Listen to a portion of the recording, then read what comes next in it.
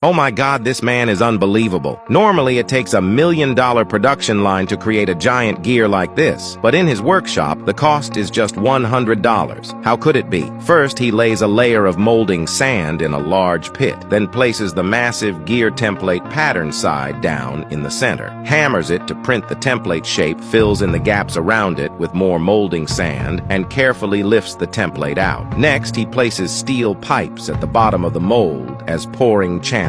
Then starts filling in the gap between the template and the pit with more sand, compacting it as he goes until it's level with the template. After some careful smoothing and refining, he pokes small holes in the smooth surface to act as vents during casting. Next, he brings over a sand mold box and places it on top of the circular template to start forming the upper cover of the mold. Working without any additional tools, he skillfully shapes the arc for the lifting points. He injects gas into the small holes to harden the molding sand quickly, but there's still one more crucial step before casting. Fills another template with sand, compresses it tightly, and hardens it with gas to form a single gear tooth module. Repeating this process to produce the required number of tooth modules, he arranges them piece by piece around the edges, forming a complete circular gear structure. Once everything checks out, he places matching sand blocks in the 6 inner grooves and a cylindrical sand block at the center. With the casting mold now complete, he preheats it using residual heat from a molten iron bucket for added stability.